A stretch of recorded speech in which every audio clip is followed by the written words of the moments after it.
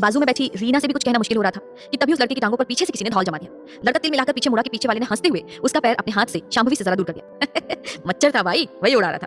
अरे शिव भैया आप कब आए? शांभवी के पीछे बैठे उस लड़के को देखकर रीनू चहक उठी। ये कल ही तो आया है, यही कुछ दिन भोपाल में रहकर ट्रेनिंग करेगा। और तू भीतर तो आ जरा, जब से आई है टीवी के सामने चिपकी पड़ी है। अंदर के कमरे से चाची ने झांक लगाकर रीनू को अंदर बुला लिया। अब शांभवी की हालत अकेले और भी खराब थी। बाजू वाला लड़का हालांकि धौल खाने के बाद एक किनारे सहमकर बैठा हुआ था। शांभवी ने पीछे धौल जमाने वाले की एक हल्की सी झलक देखी थी जरूर, लेकिन बार बार उसे पलट कर देखना अच्छा नहीं लगता। और वो ठीक उसके पीछे बैठा है और पीछे से ही सही उसे देख पा रहा है। ये विचार उसे बार बार असहज किए जा रहा था। रीनू के अंदर जाते ही चाची ने उसे चाय के कप की ट्रे पकड़ा दी। ये ले जा, और जितने भी लोग हैं पीछे कुर्सियों और सोफे पर बैठे हैं ना, उन्हें सबको पकड़ा देना। एक कप शिव को भी दे देना। और सुन, एक बात बताऊं, आज शाम हम लोग शिव के लिए लड़की देखने जा रहे हैं, इसलिए तो जेठ जी और जेठानी जी शिव को साथ लिए रतलाम से यहाँ आए हैं। इसकी पत्रकारिता की कुछ ट्रेनिंग भी बाकी है, यही टाइम्स ऑफ इंडिया में काम करेगा अभी। चाची, ये तो मिठाई खिलाने वाली बात है। शिव भैया की नौकरी और शादी, ये तो डबल खुशी की बात है। लड़की कौन है?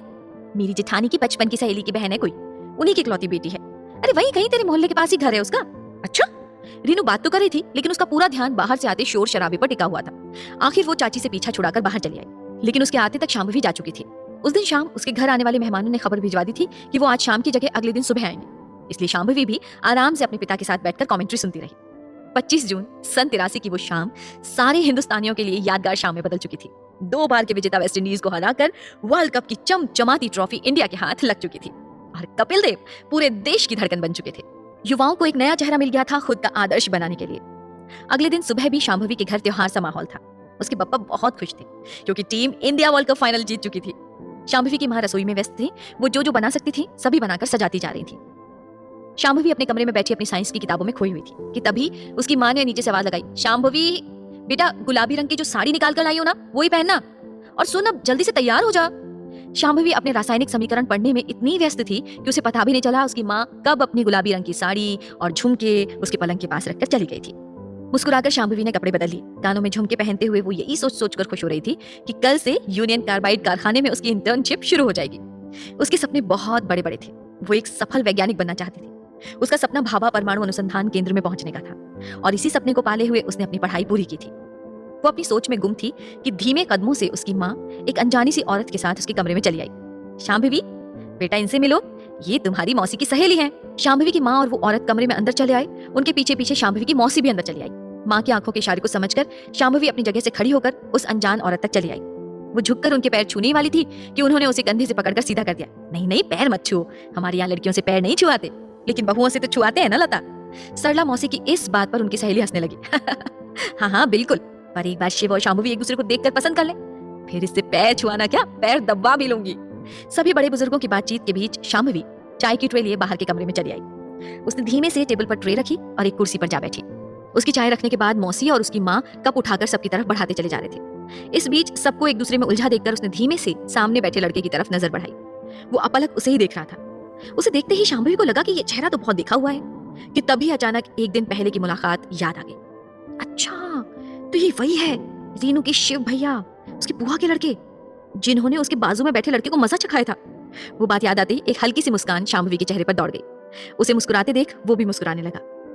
बाहर गिरती बारिश की कुछ बूंदें खिड़की से उन दोनों को भी हल्के से भिगोती जा रही थी। हाथों में चाय का कप लिए दोनों मुस्कुराते हुए अपनी चाय पीते रहे। शांभवी और शिव को देखकर उनके घर वालों को भी आभास हो गया था कि लड़का लड़की एक दूसरे को पसंद कर चुके हैं। शिव की माँ ने आगे बढ़कर शांभवी की माँ से पूजा घर से हल्दी, कुमकुम और नारियल लाने को कहा। शांभवी की माँ मुस्कुराकर पूजा की थाली उठाकर ले आई। शिव की माँ ने शांभवी की गोद में नारियल और 5 रुपए का सिक्का डाला और उसके माथे पर एक छोटा सा तिलक लगा दिया। शांभवी ने झुककर उनके पैर छू लिए। खाने पीने के साथ साथ शादी कब और कैसे करनी है, ये बातचीत भी सबके बीच चलती रही। इस बीच सभी से नजरें चुराकर शांभवी और शिव एक दूसरे को देखते रहे। अगली सुबह शांभवी कुछ ज्यादा ही जल्दी तैयार हो चुकी थी।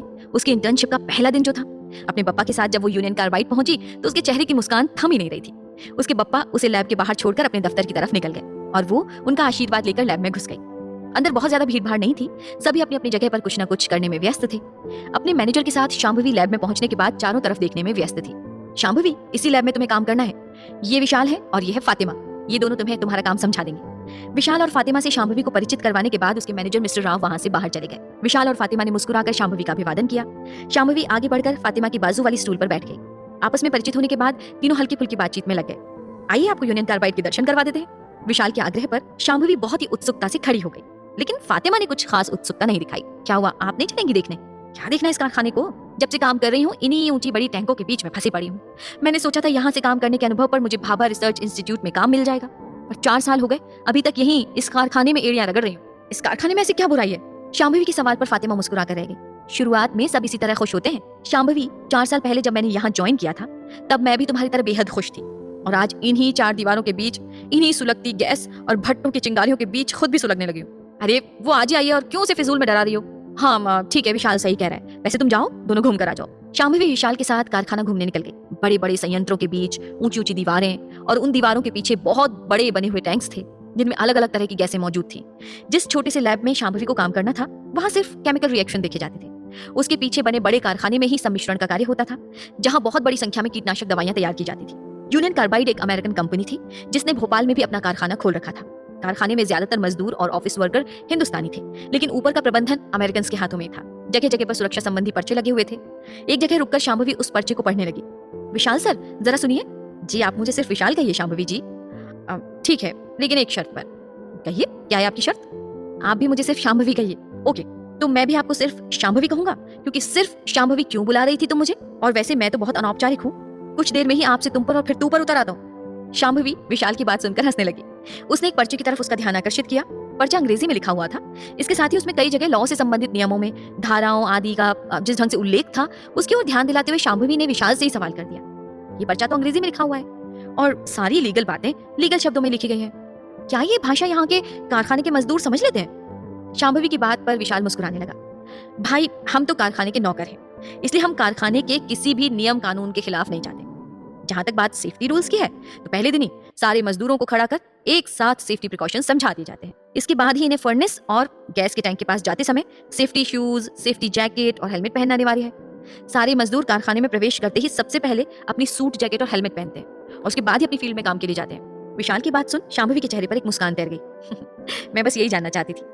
ऐसा लग रहा है कि इस कारखाने में आकर बहुत खुश हैं आप। जी विशाल जी, सच कहूं तो मैं बहुत खुश हूँ।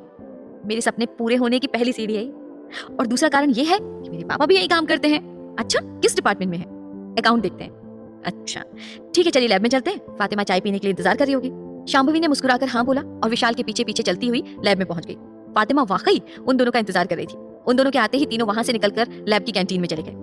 लैब की कैंटीन लैब के बाहर की तरफ थी, जिसके पीछे कारखाने का 3रे नंबर का गेट मौजूद था, इसलिए अक्सर इस कैंटीन में बाहर के लोग भी कार्ड इशू करवा कर आ सकते थे। शांभवी फातिमा और विशाल के साथ कैंटीन में पहुंची।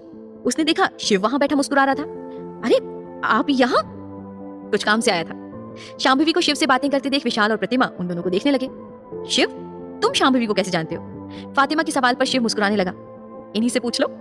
शांभवी फातिमा और शिव दोनों को आश्चर्य से देखने लगी। शिव जोर जोर से खिलखिला उठा। फातिमा आपा, आपका छोटा भाई मेरे साथ पढ़ा हुआ है, मेरी बचपन से जान पहचान है आपस से, और अभी भी मैं अपने आर्टिकल के सिलसिले में ही इनसे मिलने आया था। ओह तो ये बात है, मैंने तो कुछ और ही सोच लिया। शांभवी की बात पर शिव ने मुस्कुराते हुए अपने साथ वाली कुर्सी उसके लिए खींच दी। चारों वहीं बैठे चाय पीते हुए आपस में बातें करने लगे।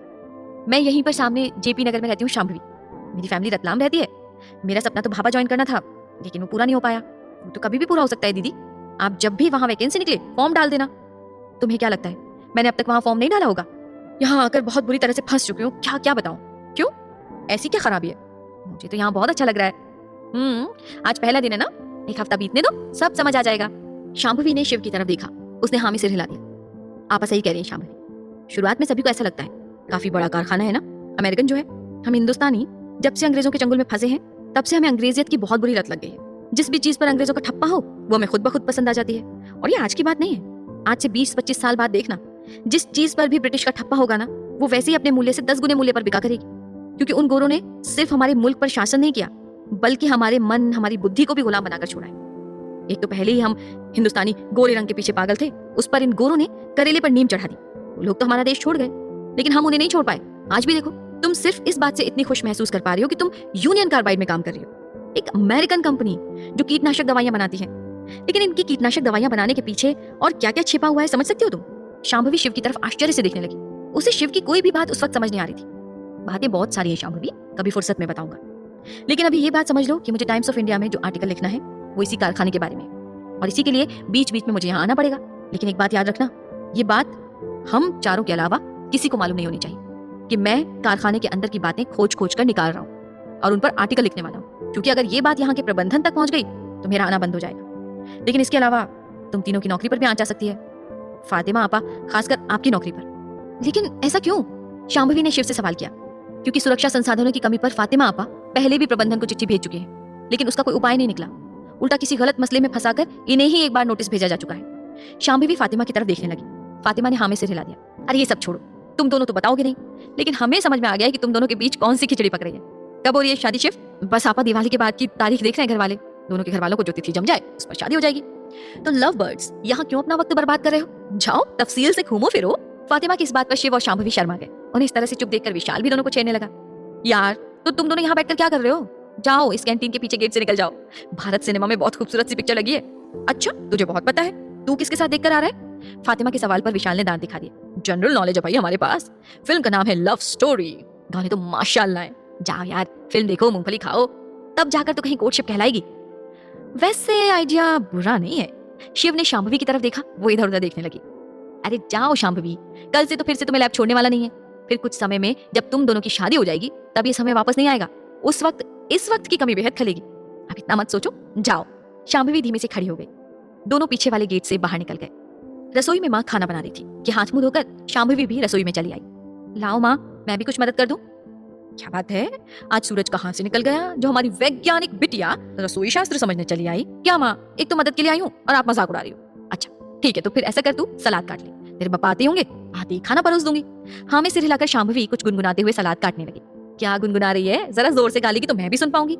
अपनी जीभ काटकर शांभवी सलाद की प्लेट उठाई बाहर भाग गई, लेकिन उसका गुनगुनाना नहीं थमा। उस सुनहरी सी शाम की याद उसके जहन में बस कर रह गई थी, और साथ ही बस गया था वो गाना जो वो गुनगुना रही थी। कैसी प्यारी है ये छोटी सी रसोई, हम दोनों हैं बस, दूजा नहीं कोई। इस कमरे में होंगी मीठी बातें, उस कमरे में गुजरेंगी रातें, ये तो बोलो होगी कहाँ पे लड़ाई, मैंने वो जगह ही नहीं बनाई, मैंने वो जगह ही नहीं बनाई। प्यार यहाँ है तू कहाँ है, मैं आई आई आई आई आजा, कितना हंसी है ये सपना, फूलों के शहर में हूँ घर अपना।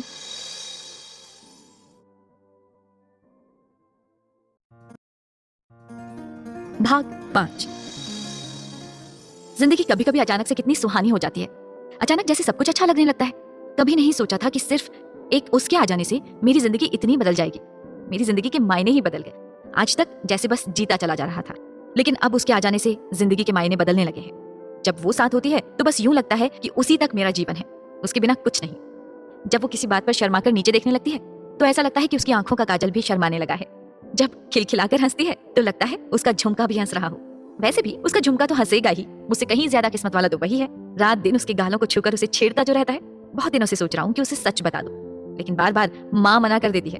लेकिन अब जब शादी की तारीख भी तय हो चुकी है तो शांभवी से कुछ भी छिपाना सही नहीं रहेगा। आज शाम ही मिलकर उसे सब सच बता दूंगा। डियर डायरी, अब रात में मिलते हैं। आज नई फिल्म रिलीज हुई है, शांभवी को दिखाने लेकर जाना है। 21 सितंबर 1983, सुबह के 5:30 भोपाल। डायरी को दराज में डालने के बाद शिव सोने चला गया। अखबार के दफ्तर में काम करने के कारण अक्सर वो रात बीतने के बाद ही घर लौट पाता था और फिर थोड़ी सी डायरी लिखकर सो जाया करता था। सगाई होने के बाद से दिन पंख लगकर उड़े जा रहे थे। दिवाली के बाद की एकादशी के 4 दिन बाद शादी का मुहूर्त स्थिर हुआ था। दोनों जगह तैयारियां जोरों पर थी, लेकिन इतने सब के बाद भी कोई बात थी जो शिव के मन को खाए जा रही थी, और जिस बात को शांभवी से कहने के लिए वो मन ही मन बहुत बेचैन था। अपनी माँ के कहने पर उन्होंने उसे झिड़क दिया। ऐसी कोई समस्या नहीं है कि लड़की वालों से की जाए। शादी ब्याह में छोटी मोटी बातें सब लोग छिपा ली जाते हैं। हो सकता है उन लोगों ने भी कुछ छिपाया हो, तू अपना मुंह बंद रखना बस। शिव को बार बार उसकी माँ ने यही समझाया था। बावजूद शिव ने मन ही मन आज ठान लिया था कि उसे शांभवी से बात करनी ही है। एक तरह से अब ये शिव और शांभवी की आदत हो चुकी थी कि शिव हफ्ते में 2 दिन कारखाने के पिछले गेट पर शांभवी का रास्ता देखा करता था। बाकी के 4 दिन उसे अपने ऑफिस से छुट्टी नहीं मिल पाया करती थी, और उन दिनों में शांभवी 5 बजे कारखाने से निकल जाया करती थी। फिर शिव उसे अपनी गाड़ी में बैठाकर जेपी नगर से घुमाकर उसके मोहल्ले के बाहर तक छोड़कर निकल जाया करता था। वो 20 मिनट का रास्ता उनके जीवन का सबसे खूबसूरत रास्ता हुआ करता था। उस छोटी सी अवधि में ऐसा लगता था जैसे सारी बहारें उन्हीं के रास्तों पर उमड़ पड़ी हों। खुशबुएं हवा बनकर उनके आसपास सिमट जाया करती थीं। शाम में शिव गेट के बाहर शांभवी का इंतजार कर रहा था।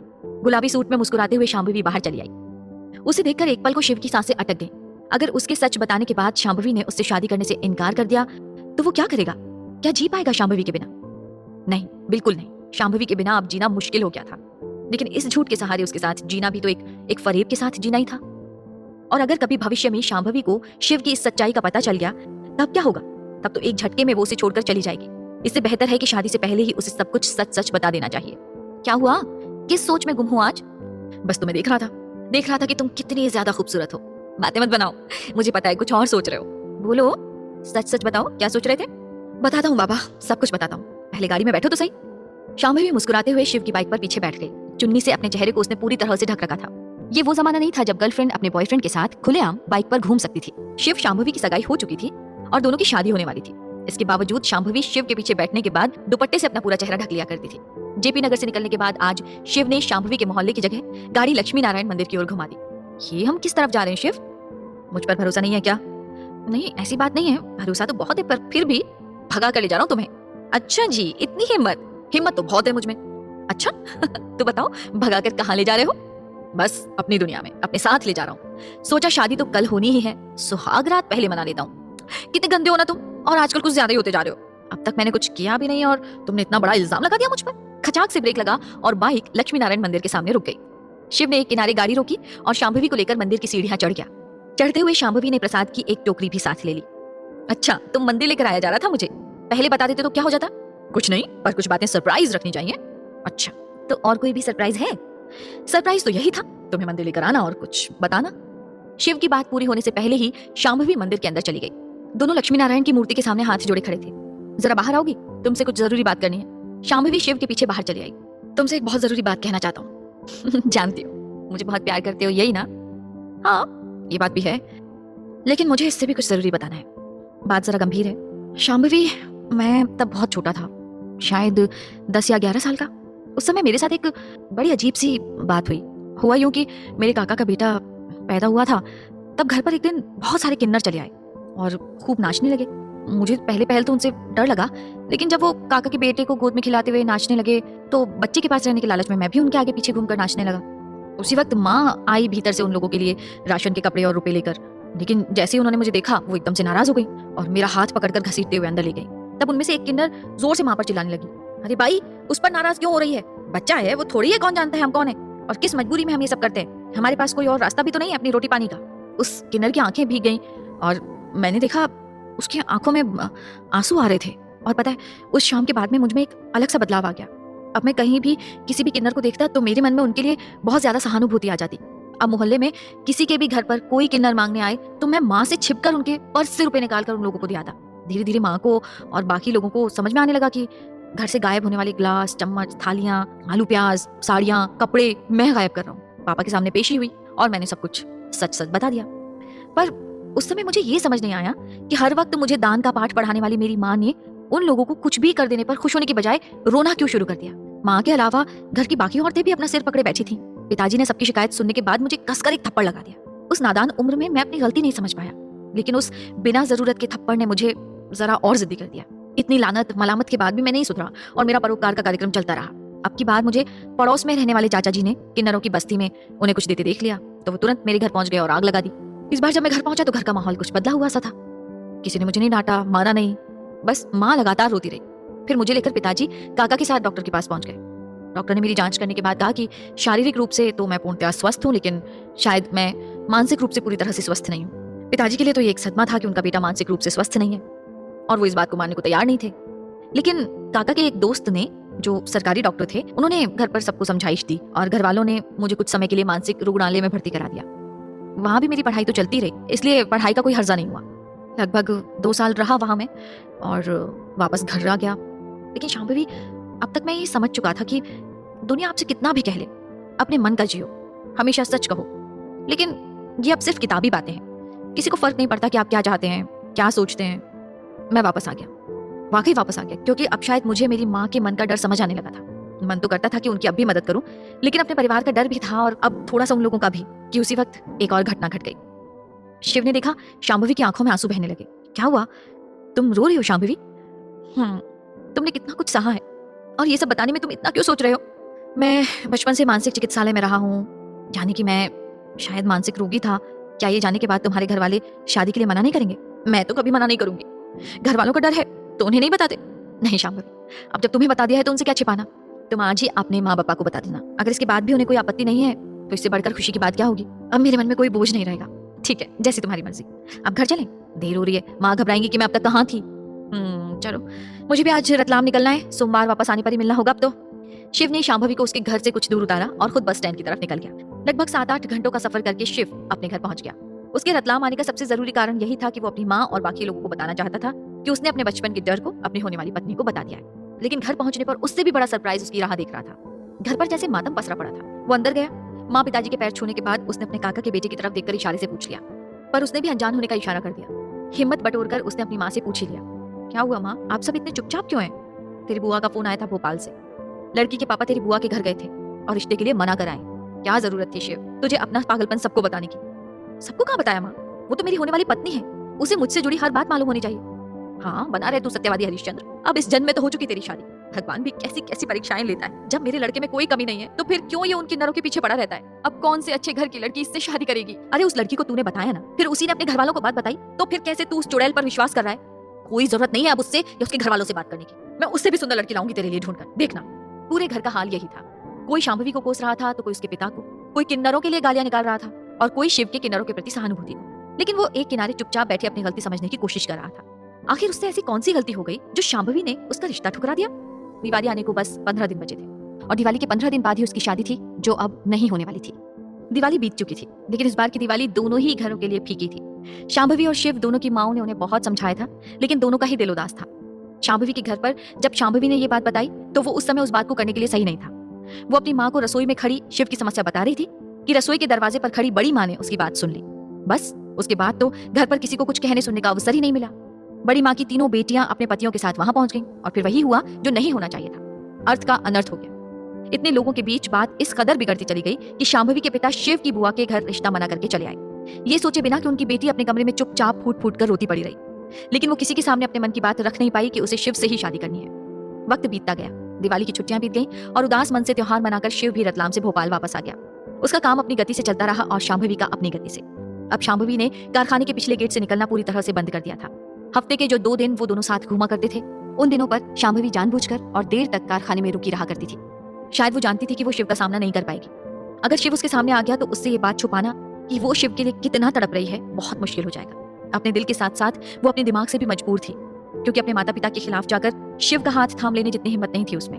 उसने चुपचाप इसी निर्णय को अपनी नियति मान लिया था। अब वो अधिकतर समय अपने पापा के साथ ही कारखाने आया और जाया करती, लेकिन वो नहीं जानती थी कि कोई छुप छुप कर उसकी गाड़ी का पीछा किया करता था। शिव अब भी उन दोनों दिनों में कारखाने के पिछले गेट पर खड़ा शांभवी का इंतजार करता था, ये जानते हुए भी कि वो बाहर नहीं आएगी। जब उसके और उसके पप्पा के निकलने का वक्त होता तो वो अपनी बाइक पर हेलमेट लगाए एक नियत दूरी बनाए उसके स्कूटर का पीछा उसके घर तक किया करता था। शांभवी की उड़ती जुल्फों को देखना, उसके चेहरे पर हिलते उस झुमके को देखना, उसका लहराता हुआ दुपट्टा, बस इन्हीं बातों में शिव अपनी खुशी ढूंढ लिया करता था। इतने दिनों में वो समझ चुका था कि शांभवी अब उससे दूर जा चुकी है, लेकिन चाहते हुए भी वो उसे भूल नहीं पा रहा था। शिव का एक असाइनमेंट पूरा हो चुका था, लेकिन उसके उस लेख को उसके एडिटर ने उसके सामने ही टेबल पर उठाकर फेंक दिया था। इसमें ऐसी कोई बात नहीं है शिव कि मैं इसे अखबार का फर्स्ट पेज दे सकूं। तुमसे पहले भी कह चुका हूं, टाइम्स कोई ऐसा वैसा अखबार नहीं है। अगर इसके फ्रंट पेज पर आना है तो कोई ऐसी खबर लानी होगी जो लोगों की नींदें उड़ा दे। मेरा अखबार कभी भी बिका हुआ नहीं रहा है। मैं राजनीतिज्ञों और उद्योगपतियों के हाथों बिका हुआ एडिटर नहीं हूँ। मेरी अखबार के फ्रंट पेज पर कभी अंबानी के बेटे की शादी कब और किससे होगी या टाटा के होटल में बनी नई इमारतों की खबर पढ़ने को तुम्हें नहीं मिलेगी। ऐसा नहीं है कि इन खबरों के लिए मेरे अखबार में जगह नहीं है, लेकिन तुम अगर अपने लेख को मेरे फ्रंट पेज पर जगह देना चाहते हो तो कुछ ऐसा लाओ जिसे पढ़कर मेरा दिमाग घूम जाए। अभी तुमने जो लिखा ये लेख ठीक ठाक है। इस तरह के लेख मैं अपने पेज नंबर 8 पर दे सकता हूँ, लेकिन इसी तरह की खबरें बार बार छापकर ना मुझे मजा आता है ना पत्रकारों को। कुछ नया ट्राई करो, कुछ अलग लेकर आओ। अच्छा, वैसे तुम वो यूनियन कार्बाइड की कोई खबर देख रहे थे ना, उसका क्या हुआ? शिव उनसे इस बारे में क्या कहता, क्योंकि जब से शांभवी से उसका रिश्ता टूटा है उसने यूनियन कार्बाइड के अपने उस लेख को फाड़कर डस्टबिन में डाल दिया। सिर झुकाए शिव एडिटर के ऑफिस से बाहर निकलने लगा कि एडिटर ने उसे वापस बुला लिया। मेरी बातों का गलत अर्थ मत निकालना शिव, मैं तुम्हारे भले के लिए बोल रहा हूँ। मुझे तुम्हारी वो यूनियन कार्बाइड वाली रिपोर्ट पसंद आ रही थी। इतनी बड़ी कंपनी है, आज तक किसी ने इसके खिलाफ आवाज उठाने की हिम्मत नहीं दिखाई। अगर उसके लूप होल्स तुम छान कर निकाल सकते हो तो इससे बेहतर कुछ नहीं होगा। यूनियन कार्बाइड पर काम शुरू करो शिव, मैं तुम्हारी रिपोर्ट्स का इंतजार करूंगा। हाँ में सिर हिलाकर शिव वहां से बाहर निकल गया। उसे मन ही मन ठान लिया था कि एक रिश्ते के न रहने से वो अपने करियर को तबाह नहीं होने देगा। उसी शाम वो कारखाने की ओर चल पड़ा। मार्च की गुलाबी ठंड पड़ रही थी। वो फातिमा से बात कर पिछले गेट से अंदर दाखिल हो गया था। शांभवी को उसके आने के बारे में कुछ भी मालूम नहीं था। वो विशाल और फातिमा के साथ कैंटीन में बैठी चाय पी रही थी कि शिव वहां चला आया। बड़ी देर लगा दी शिव, मैं तो कब से तुम्हारा इंतजार कर रही थी। जरा ऑफिस में फंस गया था आपा। क्या बात है, बड़े दिनों बाद दर्शन दिए शिव जी ने। विशाल की बात पर शिव मुस्कुराकर एक कुर्सी खींचकर बैठ गया। शांभवी की नजर शिव पर पड़ी और उस वक्त शिव ने भी उसे देखा। दोनों ने ही अपनी नजरें झुका ली। शिव फातिमा से अपने काम की बातों में लग गया। फातिमा ने उसे काट दिया, जिसे गले में टांग कर शिव फातिमा के साथ निकल गया। उन दोनों को जाते देख शांभवी ने विशाल से पूछ लिया, फातिमा इस वक्त कहाँ जा रही है? वो शिव को कुछ काम था, उसी के साथ जा रही है। ये तो शांभवी को भी दिख गया था, लेकिन वो जो जानना चाहती थी वो बात विशाल ने नहीं बताई। इसके बाद एक बार फिर सिलसिला चल निकला। अब अक्सर शिव शाम के वक्त कैंटीन में आने लगा। वो आता, उन लोगों के साथ चाय पीता और फिर फातिमा के साथ एक कार्ड गले में डालकर निकल जाता। शांभवी उसे सुनी सुनी आंखों से जाते देखती रहती। रोज की तरह उस शाम भी शिव कैंटीन में आया, लेकिन फातिमा उस रोज नदारत थी। शिव ने विशाल से पूछा, जिस पर विशाल ने अनभिज्ञता दर्शा दी। शांभवी मनी मन सोच भी रही थी, ऐसी क्या नाराजगी की, मुझसे पूछा तक नहीं, कम से कम बात करने का एक बहाना तो मिलता, फातिमा के बारे में ही पूछ लेता। उस रोज चाय पीने के बाद शिव उठकर पिछले गेट से बाहर निकल गया। शांभवी को बुरा तो बहुत लगा, लेकिन वो कर भी क्या सकती थी। आखिर रिश्ता उसके घर वालों ने तोड़ा था, उसके बाद उसने भी तो शिव को कोई मौका नहीं दिया था। गलती सिर्फ उसके घर वालों की ही तो नहीं थी, उसकी खुद की भी थी। उसे भी क्या जरूरत थी इतनी हड़बड़ी में अपनी माँ से शिव की समस्या के बारे में बताने की। और चलो बता भी दिया और घर वालों ने शिव के घर जाकर रिश्ते के लिए मना भी कर दिया, तो भी क्या वो एक बार शिव से मिलकर बातें साफ नहीं कर सकती थी? भाग 6। पर हाय रे समाज, और हाय रे समाज के वो 4 लोग जिनके बारे में सोच सोच कर वो मन ही मन घुटती रही, लेकिन ना अपने माँ बप्पा से और ना ही शिव से बात कह सकी कि शिव के बिना जिंदा नहीं रह सकती। कितनी रातें उसने सिर्फ आंसू बहाते काट दी थी। अपनी खिड़की पर खड़ी वो सिर्फ शिव के बारे में सोचते हुए पूरी पूरी रात बिता जाया करती थी। लेकिन कभी उसकी इतनी हिम्मत नहीं हुई कि कारखाने के पिछले गेट, जिसके बाहर शिव अब भी उसका इंतजार करता था, वहां एक बार शिव से मिलने चली जाए। अक्सर उसे सोचकर हंसी भी आती कि शिव को ये लगता है कि वो हेलमेट लगा लेगा तो वो उसे पहचान नहीं पाएगी। शादी टूटने के बाद लगभग 3-4 महीने तक शिव ने उसके पप्पा के स्कूटर का पीछा किया था। क्या ये वो नहीं जानती? वो भी चुपके से कभी उड़ते हुए दुपट्टे को संभालने को, कभी उड़ती हुई जुल्फों को कान के पीछे समेटने के बहाने से उसे आता हुआ देख लेती थी, और बस उसे बाइक पर बैठे देखकर ही उसका दिल धड़क उठता था। लेकिन इधर कुछ दिनों से शिव ने उसके पीछे आना बंद कर दिया था, और इसका कारण शांभवी को अब समझ आया था। शिव एक बार फिर अपने काम में पूरी तरह से डूब चुका था, शायद उसे भुलाने के लिए ही। पर एक तरह से देखा जाए तो ये ठीक भी तो था। अब वो दोनों एक दूसरे को भूल जाएं, यही उन दोनों के लिए बेहतर था। लेकिन इतनी कोशिशों के बावजूद वो क्यों उसे भूल नहीं पा रही थी? क्यों जब वो रोज शाम को कैंटीन में आता तो वो उसे छुप छुप कर देखती रहती थी? क्यों जब वो चाय पीकर फातिमा के साथ निकल जाता तो विशाल की नजर बचाकर उसके कप को अपने हाथों में थामकर उसके हाथों की गर्मी अपने हथेलियों पर महसूस करती थी? क्यों वो उसे पीछे से जाते हुए तब तक अपलक देखा करती जब तक वो नजर आता रहता? वो खुद भी तो पागल होने लगी थी उसके पीछे। कैसे कैसे ख्याल मन में आने लगे थे। कभी कभी लगता कि खुद ही शिव से कह दे कि शिव मुझे भगा कर ले चलो, नहीं सोचना जमाने के बारे में, मुझे नहीं सोचना अपनी माँ और बप्पा के बारे में, ना ही ताई और उनकी तीनों लड़कियों के बारे में सोचना है। अब तो बस तुम्हारे और मेरे बारे में सोचना है। एक ऐसे जहान में जाकर रहना है जहां सिर्फ तुम और मैं हूं और कोई ना हो। इश्क छुपाना बेहद मुश्किल होता है, लेकिन उससे भी ज्यादा मुश्किल होता है इश्क को जाहिर करना। शिव को अपने सामने पाकर शांभवी का उसके लिए अपनी मोहब्बत को नकारना बेहद मुश्किल हो रहा था। पिछले कुछ महीनों से शांभवी ने जैसे तैसे अपने मन को मनाने की कोशिश भी की थी, जैसे तैसे वो खुद को संभाल रही थी कि शिव का अचानक वापस कारखाने आना शुरू हो गया और इतने संयम से खड़ा किया गया दुर्ग भर भरा कर गिर गया। शांभवी खुद को शिव को देखने से रोक नहीं पाती थी, और यही हाल शिव का भी था। वो भले ही अपने काम के सिलसिले में कारखाने आ रहा था, लेकिन इसके पीछे कहीं ना कहीं कुछ पलों के लिए ही सही शांभवी को देख लेने की ललक छिपी थी। और इसी समय आखिर वो दोनों खुद से हार गए और उनकी मोहब्बत जीत गई। उस शाम चारों बैठे चाय पी रहे थे कि फातिमा ने शिव से सवाल कर लिया, मेरे ख्याल से तो अब तक तो तेरा काम पूरा हो चुका होगा। यहाँ जितनी चीजें मैं तुझे दिखा सकती थी मैंने दिखा दी है। मेरे ख्याल से अब तेरा आर्टिकल पूरा हो जाना चाहिए। विशाल को इस बारे में कुछ ज्यादा मालूम नहीं था, लेकिन शांभवी समझ चुकी थी कि शिव यूनियन कार्बाइड में चल रही गलतियों के बारे में ही अपना आर्टिकल लिख रहा है। आखिर उसे रहा नहीं गया और वो भी फातिमा और शिव के बीच में बोल पड़ी, वैसे मेरे वाले लैब में भी मैंने कुछ गलतियां नोटिस की हैं। क्यों विशाल, मैंने तुमसे कही थी ना। विशाल कभी भी यूनियन कार्बाइड के खिलाफ खड़े होने के पक्ष में नहीं था। वो अंदर से जरा डरपोक किस्म का लड़का था। उसके ख्याल से ऊपर के प्रबंधन को हम जितना खुश रखेंगे हमारा काम उतना ही आसान होगा। इसलिए वो फातिमा की इन बातों का अक्सर विरोध करता आया था। लेकिन अब शिव और शांभवी भी फातिमा की तरफ से बोलने लगे थे। मुझे तो ऐसा कुछ नहीं लगता शांभवी, तुझे कुछ गलत फहमी सी हुई लगती है। इतने दिनों में विशाल, शांभवी और फातिमा अच्छे दोस्त बन चुके थे। शुरुआत में एक दूसरे को आप कहकर पुकारने वाले ये दोस्त अब आपसे तुम और तुमसे तू पर उतर आए थे। फातिमा चूंकि शिव से बड़ी थी और शिव फातिमा को आपा कहा करता था, इसलिए शांभवी भी उसे दीदी ही पुकारा करती थी। शांभवी की बात काटकर विशाल अपने चाय का कप वहां छोड़कर उठ गया। चलो दोस्तों, आज मुझे घर जल्दी जाना है, मैं निकलता हूँ, कल मिलते हैं। और वो वापस निकल गया। विशाल के जाने के बाद शिव, शांभवी और फातिमा ही रह गए। धीरे से फातिमा ने उन दोनों को देखा और अपने मन की बात कहने लगी, तुम दोनों क्यों एक दूसरे से भाग रहे हो? क्या तुम दोनों को समझ नहीं आ रहा कि तुम दोनों एक दूसरे के लिए बने हो? ये क्या कह रही हैं आप?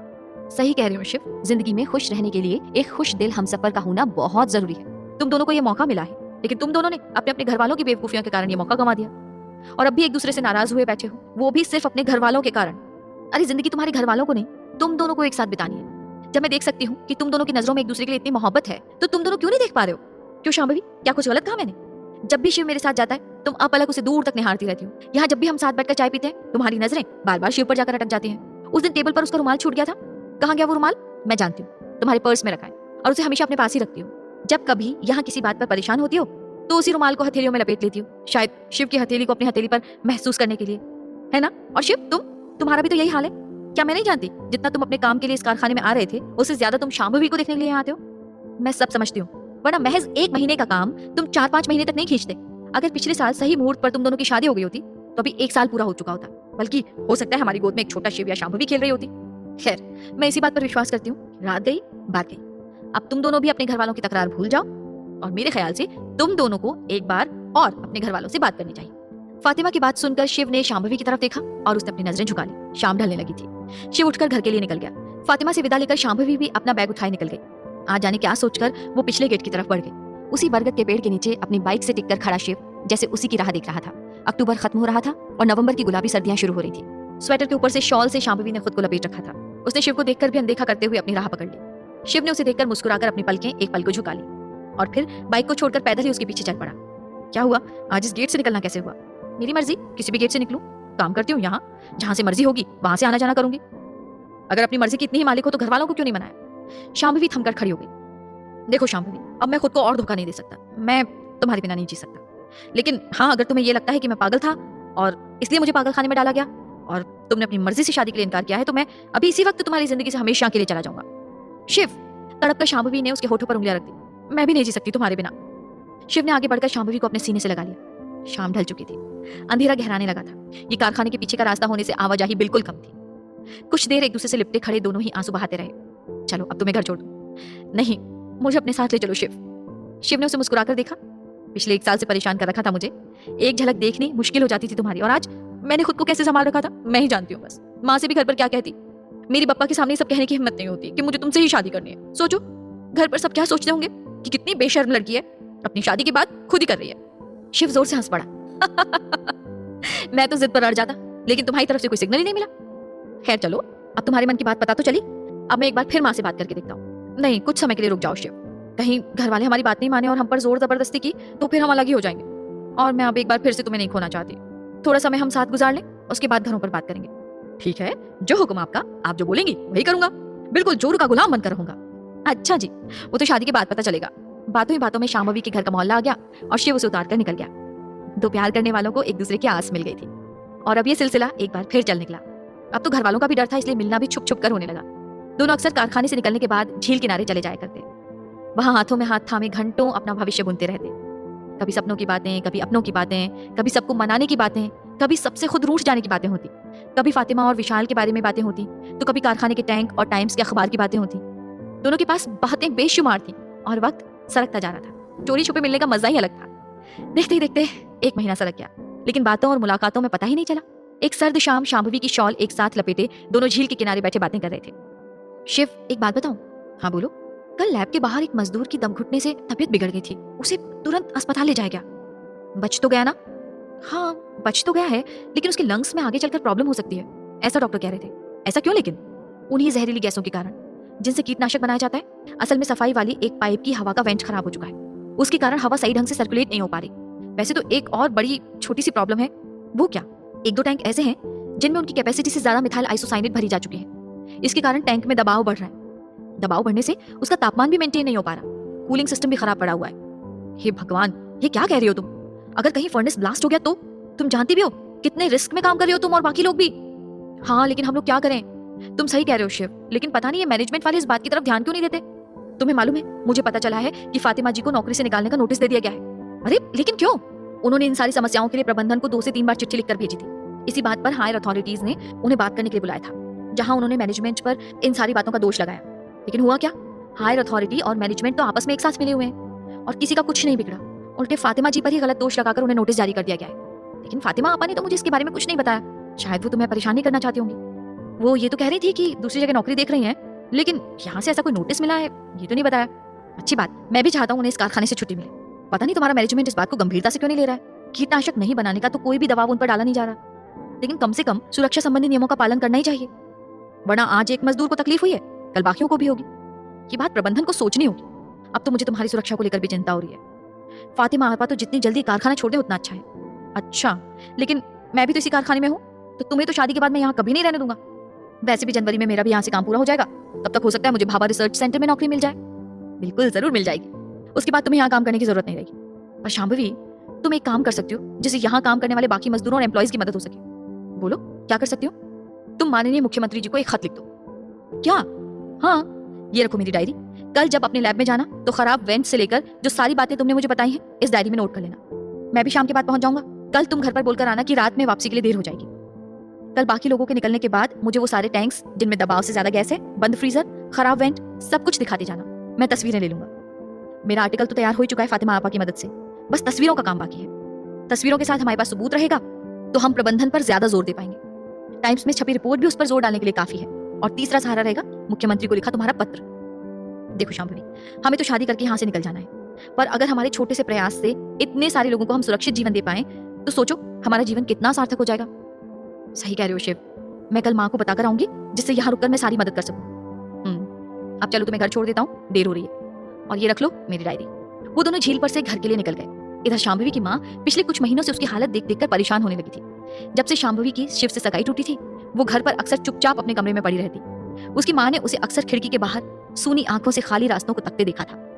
इधर कुछ दिनों से जरूर उनकी बेटी थोड़ी सामान्य दिखने लगी थी, लेकिन उन्हें यही लगने लगा कि शायद उनके और बप्पा के प्रति सम्मान के कारण वो अपने दुख को एक किनारे कर जबरदस्ती मुस्कुराने की कोशिश में लगी है। आखिर उन्होंने शांभवी के पिता से बात करने का निर्णय ले ही लिया और मौका देखकर उनसे बात भी कर ली। शांभवी के पिता भी खुद यही सोच रहे थे कि क्यों ना एक बार फिर वो शिव के घर रिश्ता भेजें। उनसे भी शांभवी की चुप्पी सहन नहीं हो रही थी। आखिर उनकी इकलौती बेटी थी वो, कैसे वो उसके दुखों की सीढ़ियों पर पैर रखते हुए अपनी खुशी का महल बना पाते। जैसे ही शांभवी की माँ ने शांभवी और शिव की शादी के बारे में चर्चा की, शांभवी के पिता भी खुश हो गए और उन्होंने भी हाँ में हाँ मिलाई। मैं खुद भी पिछले दिनों से यही सोच रहा था शांभवी की माँ, मैंने शिव के बारे में बाहर से भी पता करवाया है। उस लड़के में कोई ऐब नहीं है। पागलपन की जो भी बात बचपन की थी वो बचपन के साथ दफन हो गई। उसके कार्य क्षेत्र में, उसके कॉलेज के दोस्तों से जहां जहां पता कर सकता था हर जगह मैंने उसके बारे में पता करवाया और सभी ने एक स्वर में शिव की तारीफ ही की है शांभवी की माँ। अब मैं पूरी तरह से निश्चिंत हूँ और बेटी का हाथ बहुत खुशी से उस लड़के के हाथ में दे सकता हूँ। पर शांभवी की माँ, मैं उनके घर बात करने जा रहा हूँ, ये तुम शांभवी से मत कहना, अभी कुछ कहना ठीक नहीं है। ऐसा करता हूँ, 2 दिन की छुट्टी लेकर कल सुबह ही मैं रतलाम निकल जाता हूँ। वहां जाकर सीधे शिव के पिता से भेंट करूंगा और उनसे हाथ जोड़कर माफी मांग लूंगा। जी आप बिल्कुल सही कह रहे हैं, मैं भी ऐसा ही सोच रही थी। आप कहें तो मैं भी आपके साथ चलूं? अरे नहीं, शांभवी को अकेला छोड़कर तुम कहाँ चलोगी? तुम रुको यहीं उसके साथ, मैं अकेला चला जाता हूँ। ठीक है, मैं आपका सामान बांध देती हूँ। एक आध कंबल और स्वेटर शॉल रखना पड़ेगा। रतलाम में तो और ठंड बढ़ गई है। दिसंबर महीना जो लग गया आज से। हाँ देखो कैसे समय बीत जाता है। आज पहली दिसंबर हो गई।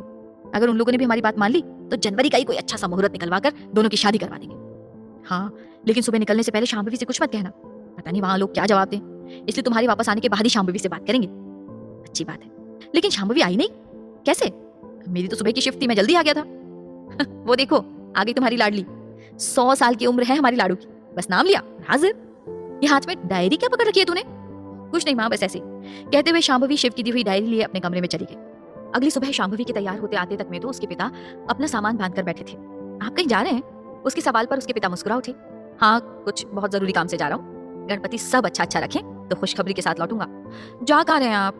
बस वापस आकर बताऊंगा बेटा। चलो शांभवी की माँ, मैं निकलता हूँ वरना बस निकल जाएगी। शांभवी भागकर अपने पिता के सीने से लग गई। अरे बेटा क्या हुआ, इतनी भावुक क्यों हो रही हो? मैं आज रात या कल सुबह तक वापस आ जाऊंगा। हाँ में सिर हिलाकर वो दरवाजे पर एक और खड़ी हो गई और अपने पिता को देखकर हाथ हिलाती रही। चल शांभवी अब तू भी तैयार होकर नाश्ता करने आ जा। आज तो रविवार है, तेरी तो पप्पा के समान शिफ्ट ड्यूटी होती नहीं है, बल्कि तेरी तो इतवार की छुट्टी होती है। अरे हाँ माँ, मैं बताना भूल गई, आज मुझे जाना पड़ेगा। आज वापस लौटने में थोड़ी देर भी हो सकती है। तुम चिंता मत करना, कुछ एक्स्ट्रा काम है उसी के लिए रुकना है। पर रात में वापस कैसे लौटेगी? तेरे पप्पा साथ रहते तो बात अलग थी। नहीं नहीं, आज तू कोई एक्स्ट्रा काम मत करना। तेरे पप्पा आ जाए तब रुक जाना और कर लेना काम। अरे समझा करो माँ, काम आज ही पूरा करना है। मेरे देर से वापस लौटने की चिंता मत करो, मुझे ऑफिस से कोई ना कोई छोड़ देगा। देख शांभवी, हमारे घर पर फोन भी नहीं है कि बार बार तेरी लैब में फोन कर लूं। जरूरत भी नहीं है माँ, मैं 10 से 11 के बीच आ जाऊंगी। भाग 7। शांभवी घर से बाहर निकल गई। जाते हुए जाने क्या सोचकर एक बार फिर वो वापस आई और अपनी माँ के गले लग गई। अरे क्या हुआ तुझे? नाम में सिर हिलाकर वो वापस चली गई। वो मन ही मन क्यों सुबह से इतनी भावुक हो रही थी उसकी समझ से परे था। शायद हमारे आसपास मौजूद प्रकृति हमें आने वाले खतरे के लिए आगाह करती है, किसी न किसी तरह से हमें संकेत देती है, पर हम अपनी अज्ञानता में प्रकृति की इस चेतावनी को नजरअंदाज करते हैं। शांभवी के साथ भी यही हुआ। आज जाने क्यों उसका काम पर जाने का बिल्कुल मन नहीं कर रहा था, लेकिन जाना तो था ही। शिव के साथ भी कुछ ऐसा ही हुआ। पहले तो गाड़ी स्टार्ट ही नहीं हुई। ले देकर जैसे तैसे गाड़ी ठीक कर वो आगे बढ़ा कि सामने एक कुत्ता आ गया। उसे बचाने के चक्कर में गाड़ी साथ खड़े ठेले से टकरा गई। ठेले वाले ने भी हाँक लगाई, अरे साहब मेरा ठेला गाड़ी ठोक दिया आपने। अरे भाई माफ करना, वो जरा सामने कुत्ता आ गया था। हाँ देखा मैंने, ऐसा लगा जैसे कुत्ता आपको ही रोकने आ रहा है, कह रहा हो जैसे काम पर मत जाइए। उसकी बात को हंसी में उड़ाता शिव अपने काम पर निकल गया। दोनों का पूरा दिन व्यस्तता में बीत गया। आज इतवार की छुट्टी के कारण फातिमा भी नहीं आई थी। विशाल ने भी एक दिन पहले ही छुट्टी ली थी, इसलिए उस छुट्टी को बराबर करने उसे इतवार को आना पड़ा था। शाम के समय शांभवी का मैनेजर उनकी लैब में चला आया। शांभवी, विशाल, जरा टैंक्स में प्रेशर चेक कर लो, उसके हिसाब से गैस कम या ज्यादा की जाएगी। जी सर। दोनों उनके साथ चल पड़े। एक एक कर वो दोनों दाब मापी की सहायता से दबाव जांचते रहे। विशाल, इनमें ज्यादा गैस भरी जा चुकी है और ज्यादा दबाव बढ़ाया गया तो टैंक ब्लास्ट हो जाएगा। नहीं शांभवी, इस लेवल तक सेफ है, तभी तो भर रहे हैं। ये लोग हमसे ज्यादा जानते हैं, तो बिना वजह मत डर। शांभवी जानती थी कि विशाल से ऑफिस प्रबंधन के बारे में कुछ ही कहना बेकार है। विशाल, ध्यान से सुनना, कहीं से कुछ लीक होने की आवाज आ रही है क्या? नहीं, बिल्कुल भी नहीं। मुझे तो हल्की सी कुछ आवाज आ रही है। चल वापस लैब में चलें, यहाँ रहे तो तुझे कुछ ना कुछ सुनाई देता ही रहेगा। शाम ढलने लगी थी। दोनों साथ बैठे कैंटीन में चाय पी रहे थे। शांभवी को शिव का इंतजार था, लेकिन आज वो भी अभी तक नहीं आया था। एक एक कर उनके साथ लैब में काम करने वाले लोग निकलते चले गए। आज छुट्टी वाला दिन होने से वैसे भी काफी कम लोग कारखाने में मौजूद थे। कारखाने के मजदूर जरूर मौजूद थे, क्योंकि उनकी अलग अलग दिनों के हिसाब से शिफ्ट ड्यूटी होती थी। लैब में चुने हुए लोग ही आए थे जो अब निकलने लगे थे। अंत में मैनेजर भी बाहर चला आया। अरे, तुम दोनों आज अभी तक यहाँ बैठे हो, घर नहीं जाना है क्या? मैनेजर को देख शांभवी एक बारगी चौंक गई। बस जाने वाले हैं सर। शांभवी, आज आई हो? मतलब क्या कल छुट्टी लेने वाली हो? नहीं सर, पर हाँ, इस हफ्ते में एक दिन मुझे छुट्टी लेनी है, इसलिए आज आ गई। हाँ में सिर हिलाते हुए मैनेजर बाहर निकल गया। शांभवी और विशाल वापस लैब में चले गए। रविवार होने के बावजूद कारखाने में मजदूर थे। अंधेरा होने के बाद कारखाने की बत्तियां जल चुकी थी, कहीं अंधेरा कहीं रोशनी थी। दिन भर के थके कामगार इधर उधर बैठे बातें कर रहे थे। गलियारा पार करते ही एक बड़े से लोहे के दरवाजे के पार लेबोरेटरी थी, जहां शांभवी घबराई हुई सी डायरी में कुछ लिखती जा रही थी। आज उसने टैंक में खुद जांचा परखा था सब कुछ। उसे शिव के आने का इंतजार था। क्या हुआ शांभवी, आज घर नहीं जाना? घबराई हुई सी वो चौंक कर उसे देखने लगी। विशाल, अगर इन लोगों ने सफाई वाली पाइप की हवा के वेंट को ठीक नहीं करवाया तो बहुत बड़ा हादसा हो सकता है। क्या शट अप यार, तू क्यों इन सब पचड़ों में पड़ रही है? सरकारी कारखाने ऐसे ही चलते हैं, बाहर में जाए हमें क्या? तू पागल है क्या? अगर मिथाइल आइसोसाइनेट का रिसाव हो गया ना, तो ये पूरा भोपाल तबाही के बादल में उड़ जाएगा, कोई जिंदा नहीं बचेगा। तू सच में डरपोक है यार। और वो तेरा फियांसे तुझे और डराता रहता है। नहीं, बल्कि शिव सही कह रहे हैं, मुझे यहाँ की प्रॉब्लम्स एक बार मुख्यमंत्री जी को लिख देनी चाहिए। उसी वक्त दरवाजे पर एक खटका हुआ। अरे शिव, वहां क्या कर रहे हो? अंदर आ जाओ, मैनेजर सर भी चले गए हैं। शांभवी ने हाथ बढ़ाकर शिव को अंदर खींच लिया। तुम्हारे शिव जी इस वक्त यहाँ कैसे? क्या चल रहा है तुम दोनों के दिमाग में? रविवार होने के बावजूद तुम आज आई हो और अभी तक रुकी हो। मुझे तो कुछ गड़बड़ लग रही है बॉस। बिल्कुल सही सोच रहे हो विशाल, कुछ गड़बड़ ही है, लेकिन गड़बड़ हम दोनों नहीं कर रहे हैं, गड़बड़ ये कारखाना कर रहा है। तुम दोनों इस पछड़े में क्यों पड़ रहे हो यार? अपने काम से काम रखो ना, क्या जरूरत है इन चक्करों में फंसने की? कहीं मैनेजमेंट तक ये बात पहुंच गई तो शांभवी, तुम्हारी सारी मेहनत जाया हो जाएगी। तुम्हारी इंटर्नशिप पूरी किए बिना ही ये लोग तुम्हें यहाँ से निकाल देंगे। लोगों की जिंदगी से ज्यादा मेरी डिग्री नहीं है विशाल, और तुम निश्चिंत रहो, हम दोनों का नाम कहीं नहीं आएगा। और एक काम करो, तुम अभी के अभी घर के लिए निकल जाओ, हम दोनों देख लेंगे हमें क्या करना है। विशाल कुछ पल तक दोनों को देखता रह गया। मुझे कोई बताएगा कि तुम दोनों क्या करने वाले हो? विशाल के सवाल पर शिव ने अपने बैग से कैमरा निकालकर सामने रख दिया। जिन टैंक और पाइपलाइन की बातें शांभवी बता रही है, उनकी मुझे तस्वीरें खींचनी है। मेरा सारा आर्टिकल तैयार है, बस इन तस्वीरों के साथ रात भर में एडिट करके कल सुबह के टाइम्स में यूनियन कार्बाइड के बारे में एक लंबी चौड़ी रिपोर्ट प्रस्तुत होगी। और इससे क्या फायदा होगा मेरे भाई? विशाल, इससे ये फायदा होगा कि जो मैनेजमेंट आज तक सो रहा है, उनके कानों में कम से कम जूं तो रहेंगी, और वो अपने कर्मचारियों के लिए उसी तरह से उदासीन नहीं रह पाएंगे जैसे अभी है। इसके साथ ही सारे सुरक्षा साधनों को फिर से जांच परख कर सही किया जाएगा। यार, तुम्हें जितना लगता है उतनी गड़बड़ शायद यहाँ नहीं है। विशाल, तुम जाओ ना, हम दोनों अब देख लेंगे कि हमें क्या करना है। नहीं यार, ऐसे कैसे तुम दोनों को छोड़कर चला जाऊं? आखिर दोस्त हूं मैं। ठीक है, मैं मैनेजमेंट के खिलाफ नहीं खड़े रहना चाहता, लेकिन इस चक्कर में दोस्तों को थोड़ी छोड़ दूंगा। चलो, मैं भी तुम दोनों की मदद करता हूँ। तीनों एक बार फिर लैब के बाहर कारखाने की दूसरी तरफ बढ़ चले। वक्त गुजरता जा रहा था। शांभवी को जो आवाज शाम के वक्त हल्की सुनाई दे रही थी, अब वो जरा और तेजी से सुनाई देने लगी थी। शांभवी के ध्यान दिलाने पर शिव और विशाल का भी उस ओर ध्यान चला गया। लगभग रात के 12 बज चुके थे। तीनों बाहर का काम निपटाकर लैब में वापस लौट चुके थे। शिव ने जितनी भी तस्वीरें खींची थी, उनके साथ वो आर्टिकल को मैच कर रहा था कि अचानक से गैस के रिसाव की आवाज जरा तेज होने लगी। इसके साथ ही लैब में धीरे से कुछ धुआं भरने लगा। सुनो, क्या तुम लोगों को ऐसा लग रहा है कि सांस लेने में थोड़ी दिक्कत आ रही है? अब तक वो दोनों भी वही महसूस करने लगे थे जो शांभवी महसूस कर रही थी। अरे, मैं गलत नहीं हूँ, मुझे लगता है कि टैंक नंबर 610 से मिथाइल आइसोसाइनेट बाहर रिसने लगी है। हमें समय रहते ही कुछ करना पड़ेगा, वरना अगर ये गैस पूरी लीक हो गई तो बहुत बड़ी तबाही होगी। शांभवी का डर सही था, लेकिन अब देर हो चुकी थी। कुछ ही देर में लैब में धुआं धुआं सा छाने लगा। तीनों को ही सांस लेने में दिक्कत होने लगी। ऐसा लग रहा था जैसे कोई उनका गला दबा रहा है। जलन इतनी ज्यादा बढ़ने लग गई थी कि आंखों से आंसू गिरने लग गए थे। शिव ने तुरंत अपना आर्टिकल और कैमरा बैग में डाला और शांभवी और विशाल को लेकर बाहर निकल गया। तुम दोनों पिछले गेट से बाहर निकलो, तब तक मैं कारखाने में जहां भी जो भी काम कर रहे हैं उन्हें तुरंत कारखाने से बाहर निकालने की कोशिश कर रहा हूँ। शिव, तुम अकेले कहाँ जाओगे? मैं भी तुम्हारे साथ चलूंगी। शांभवी, मैं अकेले रहूंगा तो लोगों को आगाह कर किसी भी तरीके से बाहर निकलाऊंगा। तुम रहोगी तो मेरा ध्यान तुम्हारी तरफ रहेगा। तुम बस इस वक्त ध्यान से बाहर निकलो। और सुनो, रास्ते में जाते हुए जितने कारखाने के मजदूर मिले सबको बाहर निकाल देना। शिव ने शांभवी की चुन्नी उसके गले से निकालकर उसके नाक और मुंह के इर्द गिर्द लपेट दी। शांभवी और विशाल को पिछले गेट के पास छोड़कर शिव वापस अंदर मुड़ गया। गैस का रिसाव बढ़ता जा रहा था। सेफ्टी अलार्म बजने लग गया था। विशाल की समझ से परे था ये सब। उसने कभी नहीं सोचा था कि जिन बातों पर साल भर से शांभवी ध्यान दिलाने की कोशिश कर रही थी वो बातें वाकई में घातक हो सकती हैं। खांसी का दौरा सा उठा उसे और खांस खांस कर उसका बुरा हाल हो रहा था। ऐसे लग रहा था जैसे किसी ने उसकी श्वास नली को पकड़कर रोक दिया हो। वो चाहकर भी ठीक से सांस नहीं ले पा रहा था। उसे बार बार अपना मुंह खोलना पड़ रहा था और मुंह खोलने पर पूरा गला जलन से भर गया था। खांसते खांसते वो पिछले गेट के पास ही गिर पड़ा। शांभवी का भी हाल कुछ ऐसा ही था, लेकिन उसने अपने दुपट्टे से अपने नाक और मुंह को पूरी तरह से बांध लिया था, इसलिए उसे विशाल की तुलना में थोड़ी कम तकलीफ थी। विशाल को वहां गिरते देख और शिव को अंदर जाते देख शांभवी भी खुद को रोक नहीं पाई और शिव के पीछे ही अंदर भाग चली। रास्ते में जितने कर्मचारियों से मिलते जा रहे थे उन्हें पिछले रास्ते की तरफ से निकलने के लिए वो कहती चली जा रही थी। कारखाने में अचानक से भगदड़ मच गई। फायर अलार्म के साथ साथ जहां जहां भी कूलिंग के लिए व्यवस्था थी वहां से पानी गिरने लगा था, लेकिन ये व्यवस्था भी पूरी तरह से सही नहीं थी, इसलिए कुछ ही जगहों पर पानी गिर रहा था। कूलेंट सही ढंग से काम नहीं कर पाने के कारण तापमान इतना बढ़ने लग गया था कि टैंक किसी भी वक्त फट सकता था। शिव जैसे जैसे अंदर बढ़ता जा रहा था वो लोगों को खींच खींच कर बाहर की तरफ भेजता जा रहा था, लेकिन अब उसकी ताकत कम होती जा रही थी। हालांकि अंदर बढ़ने से पहले उसने अपने रुमाल से अपने नाक और मुंह को बांध लिया था, बावजूद अब उसे सांस लेने में बहुत ज्यादा दिक्कत होने लग गई थी। वो असल में रिसाव वाली जगह ढूंढकर उसका सेफ्टी नॉब बंद करना चाहता था और इसी तलाश में वो कारखाने के सबसे खतरनाक भाग में पहुंच गया। उसके वहां पहुंचते ही एक छोटे से फर्नेस में गैस रिसाव के कारण विस्फोट हो गया और उस विस्फोट के साथ ही वहां पास रखे सिलेंडर एक एक कर फटते चले गए। शिव उस टैंक तक पहुंच पाता उससे पहले ही ये भयानक विस्फोट हो गया था। शिव का शरीर उस विस्फोट को सहन नहीं कर पाया और हवा में ऊंचाई तक उड़कर नीचे जमीन पर गिर पड़ा। इसके साथ ही उसके कपड़ों में आग लग गई। शांभवी भी वहां पहुंच चुकी थी। शिव जमीन पर गिरा हुआ था, उसके कपड़ों में आग लगी थी जिन्हें बुझाने के लिए शांभवी को उस वक्त कुछ नहीं मिल रहा था। केमिकल से लगी आग थी, इसलिए पानी से नहीं बुझाई जा सकती थी।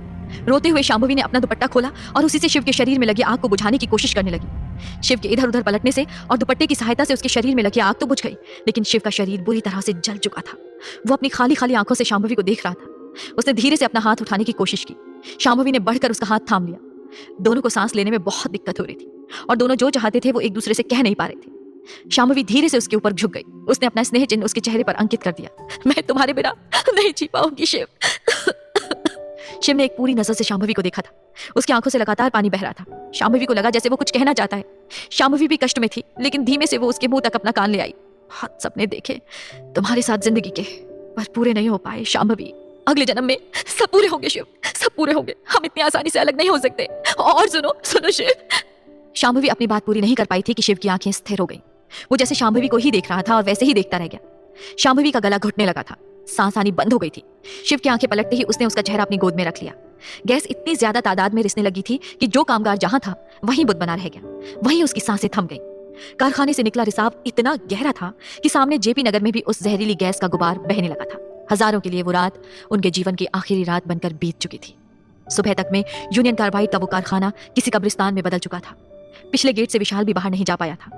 उसके शव के आसपास ही कारखाने से भागने में असमर्थ मजदूरों के शव पड़े थे और उस एक अंधेरे उजाले के बीच कारखाने में कहीं अंदर एक प्रेमी जोड़ा हमेशा के लिए गहरी नींद में सो चुका था। तेजस्विनी ने अनंत को कसकर अपनी बाहों में जकड़ लिया। मैं अब तुम्हें कहीं नहीं जाने दूंगी शिव। मैं तुम्हें खुद छोड़कर कहीं नहीं जाने वाला शांभवी। सुबह बीतकर कब दोपहर हुई और कब शाम ढल गई, दोनों को मालूम भी नहीं चला। कितनी बातें, कितनी यादें थी उन दोनों की जो उन दोनों के सिवा कोई और समझ ही नहीं सकता था। यहाँ तक कि उन दोनों के घर वाले भी नहीं। पूरा दिन रोते बीता था, लेकिन अब रात सुहावनी थी। पिछले जन्म में जो कहानी अधूरी रह गई थी उसे पूरा करने का वक्त जो आ गया था। दोनों खुश थे, एक दूसरे में खोए। अब उन्हें अपने इस छोटे से संसार में किसी की जरूरत नहीं थी। मैं कुछ बनाकर लाती हूँ। सुबह से हम ऐसे ही भूखे प्यासे बैठे हैं। क्या बनाओगी? जो तुम खाना चाहो। यार ज्यादा टाइम वेस्ट मत करो। ऐसा करते हैं बाहर ही चलते हैं। वैसे भी आज तो हमें सेलिब्रेट करना चाहिए। ठीक है, जैसी तुम्हारी मर्जी। मैं बस फटाफट रेडी होकर आती हूँ। तेजस्विनी मुस्कुराते हुए तैयार होने लगी अपनी एक नई जिंदगी की शुरुआत के लिए। वो बहुत खुश थी, बहुत खुश, क्योंकि एक तरफ जहां उसका शिव उसे वापस मिल चुका था, वहीं दूसरी तरफ उसे उसके भयानक सपनों का राज और उनसे राहत भी मिल चुकी थी। पर क्या 7 जन्मों की बंधी डोर इतनी आसानी से सुलझ सकती थी? अनंत और तेजस्विनी की खुशी समझ पाना बाकियों के लिए असंभव था। आज तक उन्होंने बहुत कुछ सहा था, जिसे कभी वो अपने करीबियों से कह पाते थे तो कभी नहीं। उनका जीवन उनके पिछले जन्म से जुड़ा हुआ था। यह आज के वैज्ञानिक युग में कौन समझता। कभी कभी जब अपने सपनों के बारे में सोचती तो वो उलझती जाती। तब अक्सर उसे लगा करता कि इस सब से बाहर निकलने का शायद कोई उपाय नहीं है। लेकिन अब अनंत से मिलते ही उसके जीवन की पहेलियां सुलझने लगी थी। अगली सुबह तेजस्विनी की जिंदगी की एक खुशनुमा सुबह थी। उसकी नींद भी अनंत के फोन से ही खुली। सो रही थी अब तक। क्या बताऊं, कितने सालों बाद चैन की नींद सोई हूं। कल रात वो सपना नहीं आया, बल्कि क्या, तुम सपने में आए थे मिलिट्री के कपड़ों में, लेफ्टिनेंट का तमगा लगाए हुए। और सच कहूं तो बहुत प्यारे लग रहे थे। यूं लग रहा था कि ये सपना खत्म ही ना हो। अरे मैं कहां से लेफ्टिनेंट बन गया, मैं तो बस एक सीधा साधा साइंटिस्ट हूं मैडम। अच्छा सुनो, ये बताओ आज का क्या प्लान है? मेरी तो आज की छुट्टी है। छुट्टी तो मेरी भी है, तो फिर लंच पर साथ में चलें, उसके बाद तुम्हारे ट्रेनिंग सेंटर चले जाएंगे। ऐसा करो, तुम तैयार हो जाओ, मैं तुम्हें पिक कर लेता हूँ। कुछ थोड़ी देर बाद ही दोनों एक साथ एक रेस्टोरेंट में बैठे थे। खाना खाते हुए इधर उधर की बातें चल रही थी। कुछ बातें भूले हुए पिछले जन्म की थी, तो कुछ आने वाले भविष्य की। दोनों प्यार भरे दिल एक दूसरे का हाथ थामे सपनों में खोए हुए थे। तेजू, तुम्हारा सारा प्रोजेक्ट अच्छा है, बल्कि मैं कहना चाहता हूँ कि बहुत अच्छा है, लेकिन यार ये ट्रांसजेंडर वाला मामला थोड़ा। अनंत की बातचीत बीच में ही काटकर तेजस्विनी बोल पड़ी। क्यों, तुम्हें कुछ प्रॉब्लम है? नहीं यार, सच कहूँ तो मुझे समझ नहीं आता कि मुझे क्या प्रॉब्लम है, लेकिन उस दिन भी जब मैं तुम्हारे साथ उनके घर पर बैठा था तो मुझे बड़ी अजीब सी बेचैनी सी लग रही थी। ऐसा लग रहा था कि जैसे ये लोग मेरे पीठ पीछे कुछ गलत करने वाले हैं। देखो, हालांकि मैं जानता हूँ कि वो लोग ऐसे नहीं हैं, पर पता नहीं क्यों वहां बड़ी बेचैनी सी लग रही थी। ठीक है बाबा, अगर तुम्हें वहां बेचैनी सी लग रही थी तो आज मेरे ट्रेनिंग सेंटर पर तुम सिर्फ डॉग्स के साथ ही काम कर लेना। ओके, वो ठीक रहेगा। वक्त जब खुशनुमा होता है तो उसमें पंख लग जाते हैं, और वो चलता नहीं, भागता भी नहीं, बल्कि उड़ने लगता है। अनंत और तेजस्विनी के साथ भी कुछ ऐसा ही था। दोनों के दिन पंख लगाकर उड़ रहे थे। सारा दिन दोनों का अपने अपने ऑफिस में बीत जाता था, और शाम को अनंत अक्सर तेजस्विनी को उसके ऑफिस से पिक कर लेता था। रात का खाना एक साथ खाते हुए दोनों थोड़ा समय एक साथ गुजारते, प्रोजेक्ट की बातें करते। उसके बाद अनंत उसे उसके कमरे पर ड्रॉप करके हॉस्टल चला जाता। वक्त कभी इतना खूबसूरत भी हो सकता है, तेजस्विनी ने सोचा भी नहीं था, और उसे पता भी नहीं चला कि कब महीना बीत गया। बीच बीच में उसकी माँ का फोन जरूर आता रहता था कि वो एक बार उस लड़के से मिल ले, लेकिन अब तक तेजस्विनी ने मेल खोलकर उस लड़के का बायोडेटा या फोटो नहीं देखा था। वो अक्सर सोचा करती थी कि माँ को अनंत के बारे में बता दे, लेकिन एक छोटा सा डर उसके दिल में छुपा हुआ था। शायद इसलिए वो अपनी माँ से खुलकर बात नहीं कर पा रही थी। और यही हाल अनंत का था। उसके घर पर भी उसकी शादी के लिए जोर दिया जा रहा था, लेकिन वो चाहकर भी तेजस्विनी के बारे में अपने घर पर नहीं बता पा रहा था। एक दिन शनिवार की शाम थी। इस दिन अक्सर अनंत का हाफ डे हुआ करता था और तेजस्विनी की पूरी छुट्टी होती थी, इसलिए आधे दिन के बाद वो दोनों साथ निकल जाया करते थे। उस दिन दोनों ने जाने क्या सोचकर आलंदी की राह पकड़ ली थी। आलंदी में आगे बढ़ते हुए अनंत की कार अचानक से लक्ष्मी नारायण मंदिर के सामने रुक गई। दोनों मुस्कुराते हुए वहां उतर गए। नारियल फूलों की थाली लिए तेजस्विनी अनंत के साथ सीढ़ियां चढ़ने लगी। लक्ष्मी नारायण मंदिर और हमारा पुराना नाता है ना? अनंत ने तेजस्विनी की ओर देखा और मुस्कुरा दिया। तेजू, सच कहूं तो कुछ बातें रह गई थी जो शायद मैं पिछले जन्म में तुमसे कह नहीं पाया था। क्यों याद करते हो उन बातों को जो बातें हमें तकलीफ देती हैं? तुम ये क्यों सोचती हो कि वो बातें हमें तकलीफ देती हैं? तकलीफ की ही तो बात है, आखिर हम एक कहाँ हो पाए। बल्कि उस दिन सब कुछ याद आने के बाद मैं कुछ देर के लिए सोच में पड़ गई थी कि मेरे बाद मेरे माँ बापा का क्या हाल हुआ होगा। और सोचो अनंत, तुम्हारे घर वालों का क्या हाल हुआ होगा? क्या हाल हुआ होगा? रोते रोते उन्होंने जिंदगी काटी होगी। भाग 8। अपने बच्चों की ऐसे असमय मौत कौन माता पिता सह सकते हैं, लेकिन तेजू, एक बात मेरी समझ से बाहर है। वो ये कि उस समय मेरे मन में जो आदर और सम्मान ट्रांसजेंडर्स के लिए था, वो कुछ समय बाद अचानक से खत्म हो गया। और ये बात मैं तुम्हें उस वक्त नहीं बता पाया था। मुझे खुद ये बात समझ नहीं आती है कि जब मैं पिछले जन्म में बचपन में ट्रांसजेंडर्स के प्रति इतना सम्मान रखता था, तो फिर अचानक ऐसा क्या हुआ मेरे साथ? हाँ, और अभी परसों भी श्यामताई से मिलने के बाद तुम काफी वियर्ड बिहेव करने लगे थे। मुझे भी उस दिन कुछ समझ नहीं आया कि उनकी लाई कॉफी तुमने बिना पिए फेंक क्यों दी। पता नहीं तेजू, मुझे एकदम से ऐसे लगा जैसे इस कॉफी में कुछ मिला हुआ है, और पता नहीं क्यों ऐसा लगा कि जैसे वो तुम्हें उस कॉफी को पिलाकर तुम्हारी जान। और फिर अचानक उस कॉफी कप को देखकर मुझे घबराहट सी होने लगी। मुझे एकदम से समझ नहीं आया कि मुझे क्या हुआ है। क्या हुआ था अनंत? पता नहीं, कुछ ठीक से याद नहीं। यार सोचो, लोग अपने बचपन की बातें भूल जाते हैं और हम दोनों अपने पिछले जन्म की बातें याद करने में लगे रहते हैं। कैसे सब कुछ याद रहेगा? बस यही बात समझ नहीं आती कि अगर मैं इतना सम्मान उनका करता था बचपन में, तो फिर अब मेरे मन में उनके लिए ये फीलिंग क्यों बदल गई है? दोनों मूर्ति के सामने बैठे आपस में बातों में लगे थे। पंडित जी उनके लिए चरणामृत लेकर चले आए। दोनों ने एक एक हाथ पंडित जी के सामने फैला दिया। पंडित जी ने चरणामृत दिया और दोनों के सिरों पर एक साथ हाथ धर दिया। जुग जुग जियो, तुम दोनों की जोड़ी सदा बनी रहे। युगों युगों से ये दोनों हाथ एक दूसरे से जुड़े हैं और जुड़े ही रहेंगे सदियों तक। तेजस्विनी और अनंत पंडित जी की तरफ देखने लगे। पंडित जी चेहरे से काफी बुजुर्ग नजर आ रहे थे। पंडित जी, जैसा आप सोच रहे हैं वैसा कुछ नहीं है, हम सिर्फ अच्छे दोस्त हैं। तेजस्विनी की बात पर अनंत उसे देखने लगा, क्योंकि बात तो सच थी। भले ही पिछले जन्म की यादों में वो दोनों एक दूसरे के प्रेमी थे, लेकिन इस जन्म में तो अब तक दोनों में से किसी ने भी अपने मन की बात एक दूसरे से बयान नहीं की थी। तुम्हें क्या लगता है गौरा दीदी, मैंने तुम्हें पहचाना नहीं? सॉरी पंडित जी, पर मैं तो आपकी पोती के बराबर की हूँ और आप मुझे दीदी बुला रहे हैं। और दूसरी बात, मेरा नाम गौरा नहीं तेजस्विनी है। कोई भी नाम रख लो, लेकिन है तो पार्वती माता का ही नाम। तेजस्विनी कह लो या गौरा। लगता है लप्टन साहब भी मुझे नहीं पहचान पाए। अनंत और तेजस्विनी बुरी तरह से आश्चर्य में डूबे हुए थे। ये क्या सिलसिला हो रहा था उनके साथ? जब से वो दोनों मिले हैं तब से अपने पिछले जन्म की स्मृतियों की उधेड़बुन में ही फंसे थे कि ये पंडित जी कुछ और नया ही किस्सा लेकर बैठ गए। मंदिर लगभग खाली हो चुका था। पंडित जी के एक दो सहयोगी मूर्ति पर फूल मालाएं हटाकर फर्श को साफ सुथरा कर रहे थे। पंडित जी अपनी आसनी पर बैठे हुए थे। उनकी बात पर ध्यान दिए बिना ही अनंत अपनी जगह पर खड़ा हो गया। तेजस्विनी ने उसे बैठने का इशारा भी किया, लेकिन अनंत ने ना कहकर तेजस्विनी को भी बुला लिया। दोनों मुड़कर जाने को थे कि पंडित जी की आवाज उनके कानों में पड़ी। लप्टन साहब, भोला राम को इतनी जल्दी भूल गए? रोज सुबह शाम दौड़ दौड़ कर आपको 16वीं बटालियन में मक्खन डली चाय देने आता था। याद आया कुछ? अगर मैं याद नहीं आया तो कम से कम कांता दीदी तो आपको याद होंगी। आखिरी समय में उन्होंने ही धोखा दिया था आपको। जो आप कभी नहीं जान पाते अगर भोला आपको नहीं बताता। एक 72 साल के बुजुर्ग के मुंह से ये सब सुनकर अनंत कुछ देर को खड़ा रह गया। उसे अचानक से लगा कि ये सब बातें उसने सुनी है। ये नाम भोला राम, कांता दीदी, मक्खन डली चाय, 16वीं बटालियन, ऐसा लगा इन सब नामों से उसका कोई तो नाता था। ये सारे नाम उसके इर्द गिर्द घूमने लग गए थे। ऐसा लग रहा था कि वो किसी और जगह पर पहुंच गया था। हिमालय की ऊंची चोटियां, उसकी तराई वाले गांव, भारतीय और चीनी सीमा, और इन सब के बीच सबसे तेजी से चक्कर काटता नाम गौरा। आखिर कौन थी गौरा और कौन थे लपटन साहब? उसने तेजस्विनी को देखा। तेजस्विनी अपलक उसे ही निहार रही थी। तेजस्विनी ने अनंत के दोनों हाथ थाम लिए। अनंत, मुझे लगता है जिंदगी हमारे साथ बुरा मजाक कर रही है। हम औरों की तरह साधारण जिंदगी क्यों नहीं जी सकते? जैसे ही लगा कि सब सामान्य होने लगा है, ये एक नया किस्सा हमारे सामने आ गया। तुम्हें ऐसा क्यों लग रहा है तेजू? अब देखो ना, बड़ी मुश्किल से तो खुद को समझाया कि मैं शांभवी और तुम शिव नहीं हो, कि ये एक नया पचड़ा शुरू हो गया। पंडित जी जो कह रहे हैं मुझे ठीक से कुछ समझ नहीं आ रहा, लेकिन एक बार कहना चाहूंगी कि मेरे बचपन के देखे सपनों में मैंने हिमालय की तराई वाले गांव को देखा है। तिब्बत के पास का एक गांव जिसका नाम मुझे ठीक से याद नहीं आता। इसके अलावा तुम्हें भी तो मैंने लेफ्टिनेंट की यूनिफॉर्म में देखा है। गांव में इधर उधर घूमते एक आध चीनी। अब क्या करूं इस बारे में? हो सकता है कि हमारा ही कोई और जन्म हो ये। अब हमारे पास यकीन करने के अलावा और कोई उपाय भी तो नहीं। अगर हमें पिछला जन्म याद नहीं आया होता तो हम भी और लोगों की तरह इन जन्म जन्म की बातों को बकवास और ढकोसला कह सकते थे, लेकिन हम दोनों तो भुक्तभोगी हैं। बचपन से मैंने जितनी तकलीफ सही है वो तुम्हारे अलावा और कोई नहीं समझ सकता। मेरे घर वाले तो इतना परेशान हो गए थे कि मैंने बाद में उनसे अपने सपनों का जिक्र करना ही छोड़ दिया था। मेरी ताई, चाची, इन लोगों को तो लगता है कि मैं पागल हूँ, और इसलिए मैं अपने दोस्तों से, सहेलियों से, किसी से भी अपने सपनों का जिक्र नहीं करती।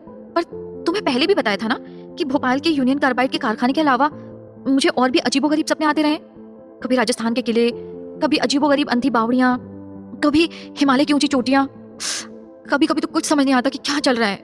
लेकिन एक बात कहना चाहती हूँ अनंत, ये पंडित जी कुछ तो जानते हैं हमारे बारे में। मेरी बात मानो, एक बार चलकर हम उनसे बात करते हैं। तुम नहीं समझती हो तेजस्विनी, कुछ लोग ऐसी ऊटपटांग बातें करके पैसे बनाने का काम करते हैं। ये लोग हमारे इमोशंस का फायदा उठाते हैं। उन्हें हमें देखकर ऐसा ही लगा कि ये एक यंग कपल है, जरूर शादी करना चाहता होगा, और इसलिए ये बातें बनाने में लग गए। अब ऐसा ही करके ये तुम्हारे में दोष है, वो दोष है, इसको काटने के लिए ये पूजा लगेगी, इतना पैसा लगेगा, और बस उल्लू बना लेगा हमें। तो उल्लू बना लेने दो अनंत, क्या फर्क पड़ता है? हम दे देंगे जितना पैसा वो कहेगा। अरे अगर हमारे कुछ देने से किसी का घर चलता है तो बुराई क्या है? उनके पास अपना घर चलाने और उपाय भी क्या है। तुम्हें क्या हो गया है तेजस्विनी? क्या तुम्हें सच में उसकी बातों पर विश्वास हो रहा है? सच कहूं तो हो रहा है, क्योंकि मेरे सपनों की कुछ गुत्थियां तो सुलझ गई हैं, लेकिन अब भी कुछ सुलझनी बाकी है। दूसरी बात, तुम्हारे मन में भी ट्रांसजेंडर के प्रति एक डर बैठा हुआ है। आखिर वो डर क्यों है? उसे सुलझाना भी तो जरूरी है। मेरे लिए सही। आ जाओ ना, एक बार उन पंडित जी से बात कर लेते हैं। मन मारकर अनंत तेजस्विनी के साथ पंडित जी के पास वापस जा बैठा। पंडित जी उन दोनों को वापस देखकर मुस्कुराने लगे। आओ आओ दीदी, बैठो। मैं जानता हूँ तुम दोनों सब कुछ जानना चाहते हो। लपटन साहब के दिमाग में तो और भी चीजें चल रही हैं। आपको ये लग रहा है ना कि मैं आपको कैसे पहचान गया। सच कहूं, मैं ये दो चेहरे अपनी पूरी जिंदगी कभी नहीं भूल सकता। मेरा जीवन गौरा दीदी आप ही की तो देन है, कैसे भूल सकता हूं आपको। मैं ज्यादा पहेलियां बुझाऊंगा नहीं, क्योंकि आप दोनों के चेहरे से लग रहा है आप दोनों बहुत परेशान हैं और सब कुछ जानना चाहते हो। चलिए मैं बताता हूं। मेरी कहानी वहां से शुरू होगी जहां से मैं उस गांव में आया था। गौरा दीदी, आपके गांव लाहौल में। मैं उस समय शायद 13-14 साल का रहा हूंगा। तिब्बत से लगा गांव था हमारा, किन्नौर। उसी के आसपास सन 59 में चीनी सैनिकों ने अचानक एक रात गोलीबारी कर दी थी। रात के रात हम गांव वालों को इधर उधर भागना पड़ा था। उसी भागदौड़ में मेरी ईजा यानी मेरी माँ को गोली लग गई थी। हमारे पूर्वज कभी बहुत पहले कुमाऊं से यहाँ आकर बसे थे, इसलिए हमारी बोली और बातचीत कुमाऊनी थी। ईजा को गोली लगी थी, लेकिन उसे बचाने बाबू रुक नहीं पाए। उनके हाथ में मेरी छोटी सी बहन थी और दूसरे हाथ में मेरा हाथ। उस वक्त उनके लिए हम दोनों की जान बचाना सबसे अहम था शायद। हमारा पूरा परिवार इस गोलीबारी में तितर बितर हो गया था। रातों रात पूरा गांव उजड़ चुका था, लेकिन हमारे पास उस ठंड में कहीं और जाने का कोई रास्ता नहीं था। जैसे तैसे रात भर जंगलों में काटकर दूसरे दिन सुबह हम सब यही सोच रहे थे कि शायद कोई सरकारी मदद आ जाए, लेकिन उस वक्त तुरंत हमारे पास कोई मदद नहीं पहुंच पाई। 2-3 दिन जैसे तैसे जंगलों में काटने के बाद हम वापस अपने गांव लौट आए। आज भी याद करके सिहरन सी दौड़ जाती है। कैसे हमने वहां पर लाशों को हटाया, साफ सफाई की, लेकिन वापस अपने गांव लौटने के बाद किसी से वहां रहा नहीं जा रहा था। महीने 2 महीने बीते और हिंदुस्तानी सेना के जवान हमें वहां से निकालने के लिए चले आए। चीन की सीमा से बहुत सटा हुआ था हमारा गांव, इसलिए हमारी सुरक्षा की चिंता थी उन्हें। सैनिकों की मदद से हमें वापस वहां से निकाला गया। हम सभी को किसी एक जगह तो बसाया जा नहीं सकता था, शायद इसलिए सैनिक टुकड़ों में हमें अलग अलग छोड़ते हुए आगे बढ़ गए। मैं अपने बाबू और अपनी बहन से बिछड़ गया। बाबू ने ही मेरे मामा का पता लिखकर मेरे हाथ में पर्ची पकड़ा दी थी। नवरंग गांव को पार करके मैं आगे बढ़ा और लाहौल में मुझे सैनिकों ने मेरे मामा के घर छोड़ दिया। सबसे पहले तो ईजा को खोने का दुख, फिर बाबू और अपनी छोटी बहन से बिछड़ने का दुख। इतना ज्यादा दुख था कि मैं मामा के घर से सुरक्षित पहुंचकर भी खुश नहीं हो पाया था। मैं चुपचाप घर के बाहर चबूतरे पर बैठा रहता और अपने हंसते खेलते परिवार को याद किया करता था।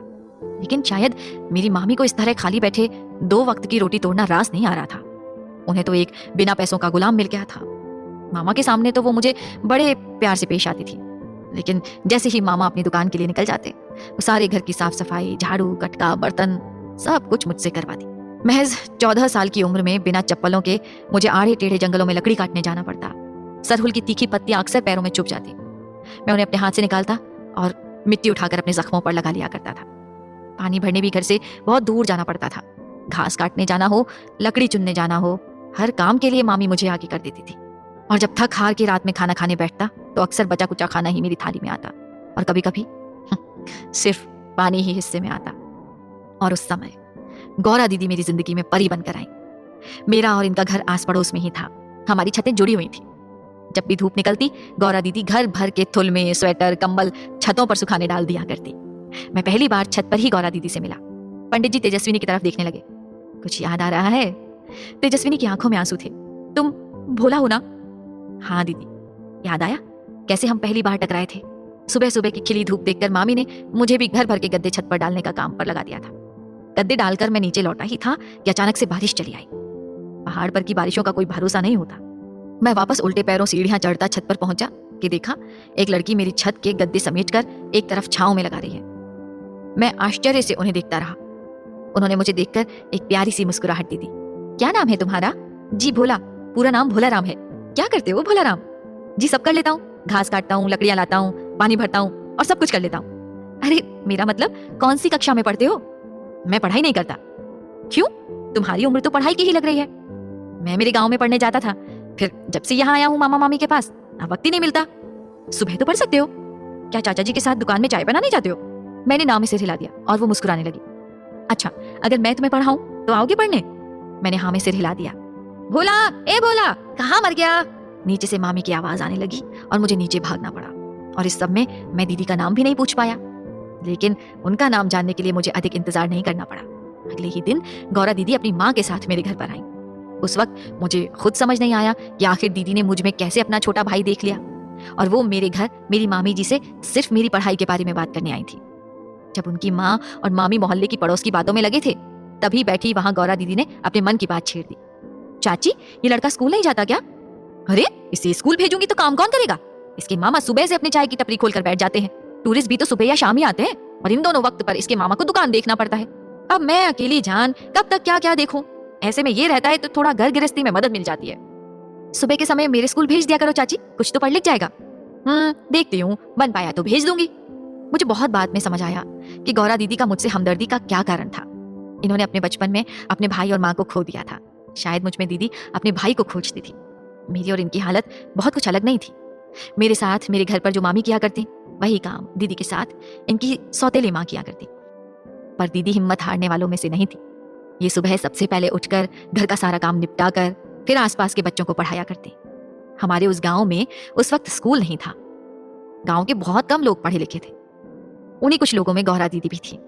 शायद अपने 20 साल के जीवन में इन्होंने घर पर बस एक ही बार आवाज उठाई, अपनी पढ़ाई के लिए, और इसलिए इनके बाबूजी मना नहीं कर पाए। पर इनकी माँ को इनका पढ़ना कहाँ भाता था। वो तो बस इसी फिराक में रहती थी कि कोई दुहेजू तिहेजू मिले और वो दीदी का ब्याह कर दें। समय बीतता गया और उस गांव में रहते मुझे साल भर बीत गया। अब तो गौरा दीदी मुझे बिल्कुल मेरी ईजा की तरह प्यारी हो गई थी। ये अक्सर अपने घर से छिपाकर मेरे लिए कुछ ना कुछ खाने को लाती। कभी दोपहर में जब हमारे घरों की औरतें सो जाया करती तो ये मुझे गणित सिखाती। अक्सर जब मामी के भड़काने पर मामा मेरी पिटाई कर देते, दीदी ही मेरी मरहम पट्टी करती और हल्दी वाला दूध अपनी माँ से छिपाकर मुझे पिला देती। भले ही उस दूध के गिलास का बदला उनकी माँ उन्हें मार कर पूरा कर लेती। और फिर मेरी और दीदी की जिंदगी में आए लपटन साहब, ऊंचे पूरे, बिल्कुल जैसे हीरो हो कोई। मुझे आज भी याद है इनकी बटालियन में ये विदेशी हीरो के नाम से बुलाए जाते थे। हाँ, याद आया, क्लाइंट ईस्टवुड। सन 59 में चीनियों ने जो हमला किया था, उसके बाद हिंदुस्तानी सैनिकों को तिब्बत चीन बॉर्डर पर विशेष रूप से भेजा जा रहा था, और उसी वक्त अपनी बटालियन के साथ हमारे गांव में लपटन साहब का आना हुआ। ये आए और हमारी जिंदगियों के रंग बदलने लगे। शाम का वक्त रहा होगा। गौरा दीदी मंदिर के पीछे वाले बड़े चबूतरे पर अपनी कक्षा लगाए बच्चों को पढ़ा रही थी कि उधर से लपटन साहब और उनका एक साथी गुजरा। दोनों ही सादे कपड़ों में थे। चबूतरे के दूजी ओर बनी चाय की टपरी पर बैठ गए। उस वक्त मेरे बाबू शहर गए थे सामान लेने और दुकान पर मैं बैठा हुआ था। रेडियो पर उस वक्त गीत चल रहे थे। लपटन साहब गीतों के गजब के शौकीन थे। अरे छोटू, आवाज जरा बढ़ा दे दोस्त, कानों तक नहीं पहुंच रही है। मैंने दीदी की तरफ देखा। उनके कारण ही मुझे धीमा रखना पड़ता था। अबे इधर उधर क्या देख रहा है? लेफ्टिनेंट रुद्र प्रताप का ऑर्डर है और तू साले मानेगा नहीं। लपटन साहब के साथ वाले ने कहा और मैंने उनके आगे हाथ जोड़ दिए। माफ कीजिएगा साहब, आप लोग यूनिफॉर्म में है ना, तो पहचानना मुश्किल हो गया था। मैंने आवाज थोड़ी और बढ़ा दी। अभी ना जाओ छोड़कर कि दिल अभी भरा नहीं। रेडियो की आवाज तेज होते ही दीदी के सामने बैठे बच्चे भी मुड़कर देखने लगे।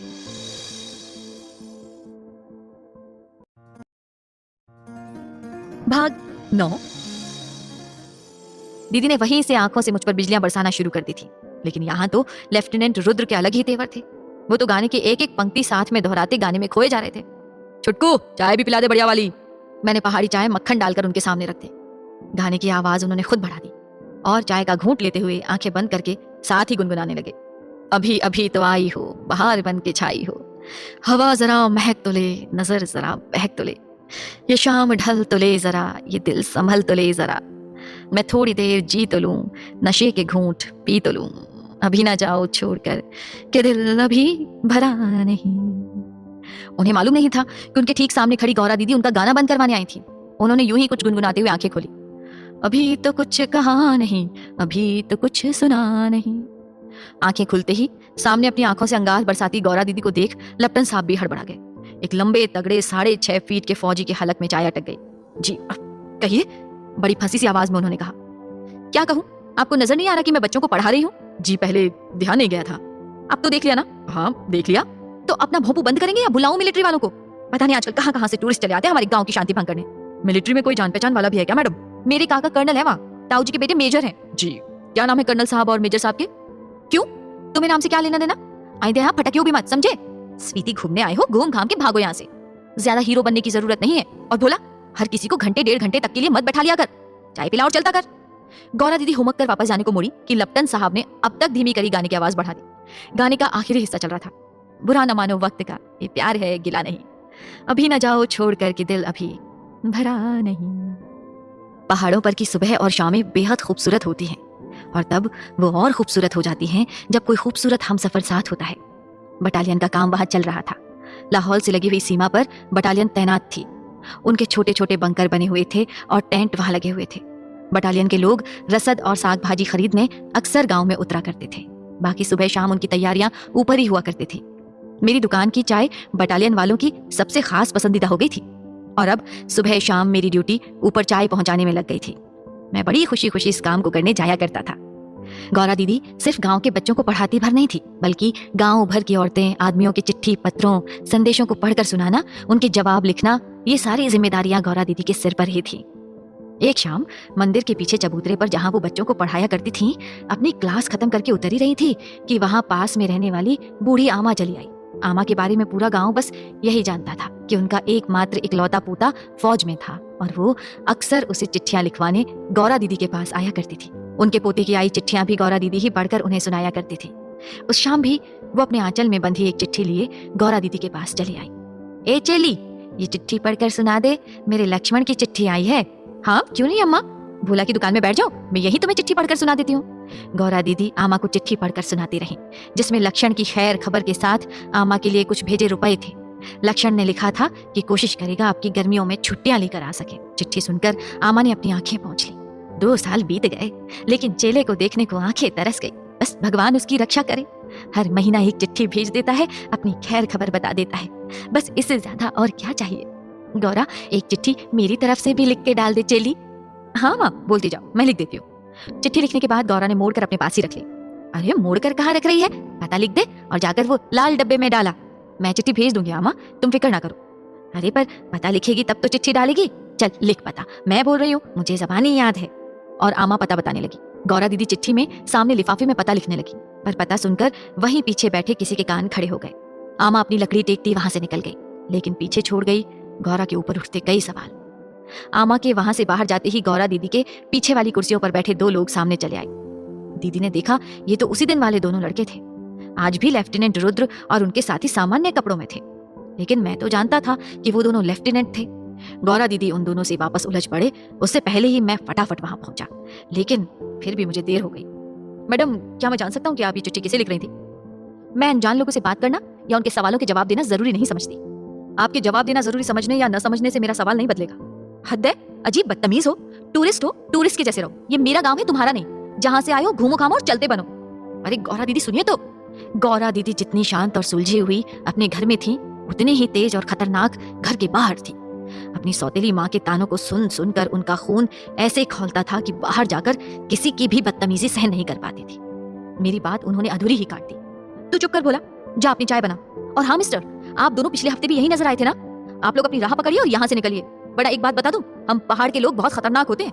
आपके जैसा सीधा साधा जीवन नहीं होता हमारा। इन पत्थरों के बीच रहते हुए हम भी पत्थर के जैसे कठोर हो जाते हैं। हमारे दुबले पतले शरीर और मासूम चेहरों पर मत जाइए। एक हाथ दूंगी ना तो यहाँ से सीधे अपने शहर में फेंकाओगे। बहुत खतरनाक हूं मैं।